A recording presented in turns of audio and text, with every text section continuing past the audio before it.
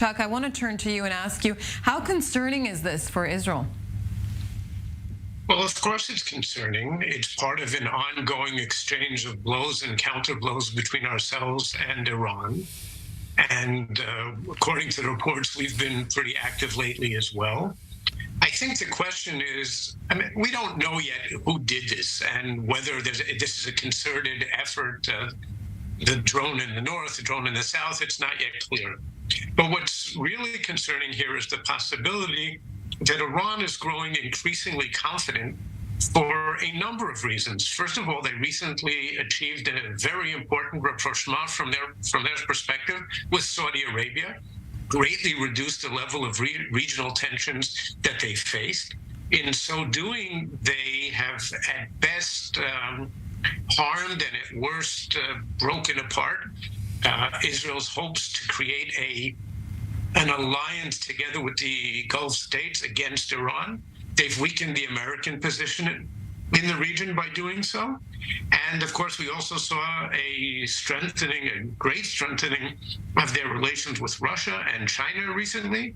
So they may be feeling more confident. They're weathering the international pressure over their refusal to rejoin the nuclear deal.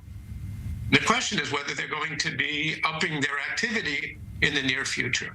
And Chuck, you mentioned it just there, the geopolitics in the Middle East are always changing, but as of late, we're seeing rapid changes. Iran reestablishing ties with Saudi Arabia. Assad reportedly set to meet with Egyptian leader Sisi very shortly, in a few weeks. And then there's Russia strengthening its ties with its autocratic Arab allies. Paint us a picture of how this Middle East is changing right before our eyes. Well, it is changing. It's changing in a very significant way, and none of these changes are beneficial for Israel. We had a few pretty good years where regional developments played into Israel's national security interests. None of these do. The U.S. is weakened. The U.S. is distracted by its domestic issues. And of course, we are greatly weakened by our domestic turmoil. I remind viewers that just 3 months ago, when Prime Minister Netanyahu was reelected, he announced 4 primary objectives for his new term. I believe number 1 was Iran, and one of the others was regional normalization. And he is certainly almost totally distracted by what he's doing now. And this demonstrates, of course, the great danger of having a prime minister who's under indictments, who's fighting for his own political life at the time when we face major national security challenges. This is not a good situation. Chuck, do you expect the situation to escalate?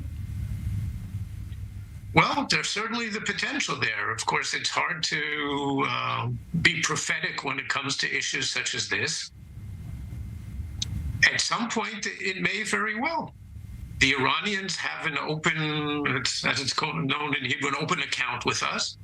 And we have to continue doing what we have to do to prevent them from building up their presence in Syria, from transferring weapons to Hezbollah.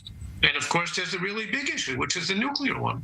Absolutely. And that leads me to my next question. How will these geopolitical changes affect that deal, or those negotiations, rather? Excuse me, which changes? The nuclear deal talks. Yes, which changes? The geopolitical changes in the region. Well, again, none of them contribute positively to what's happening on that issue. If Iran really is more confident, and it appears to be, then that strengthens their ability to withstand international pressure to return to the talks.